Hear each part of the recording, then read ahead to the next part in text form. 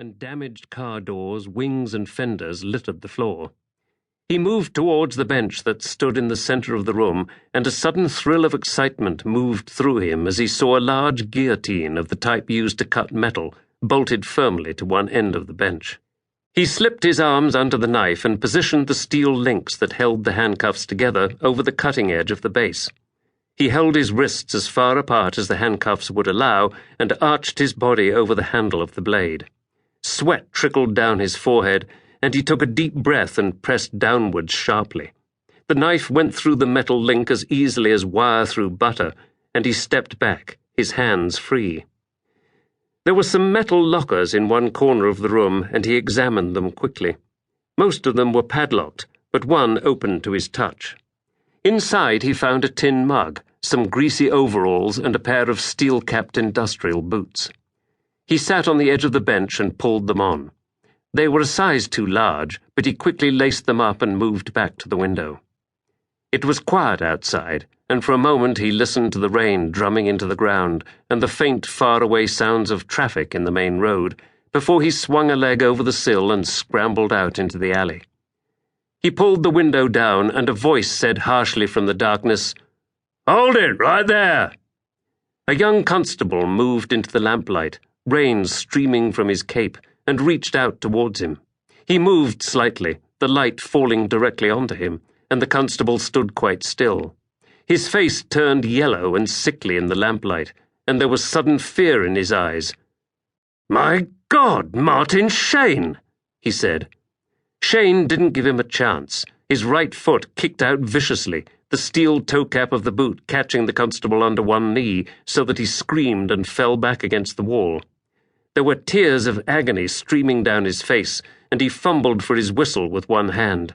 Shane slammed a fist against the unprotected jaw and turned and ran along the alley towards the main road. The clock in a shop window said 6:30. It was that period on a late autumn evening when the streets are almost deserted. Just after the workers have gone home, but a little before the people bent on pleasure have come out. As he stood staring stupidly at the luminous hands of the clock, the pain in his head suddenly increased, and he turned and lurched blindly across the road. The pain was a living thing, and the pavement stretched before him into infinity. He began to move forward, hugging the wall, lurching unsteadily from side to side like a drunken man.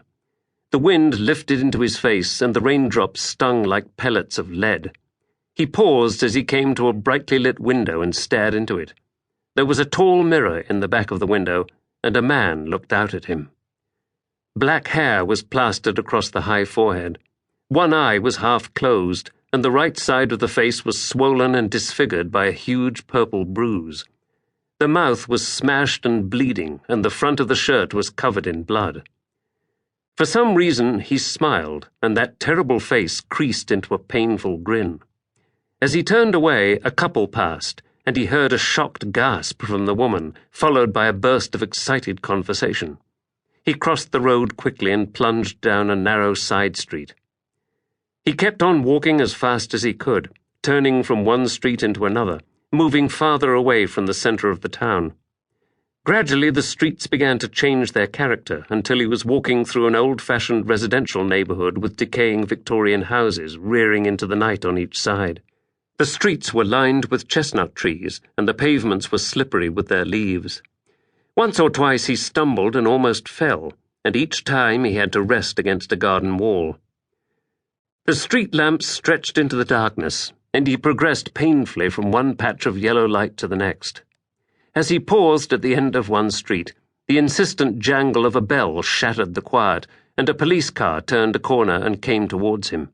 He dodged through a garden gate and huddled behind a hedge until it had passed. As the sound of the bell faded into the distance, he moved out of the garden and stood on the corner of the street. The rain suddenly increased in volume, bouncing from the pavement in silver rods. He pulled up his jacket collar and stared about him in desperation. And then, rearing out of the darkness across the road, he saw the dim bulk of a church. He staggered across the empty street and pushed at an iron gate. It creaked open, and he passed inside.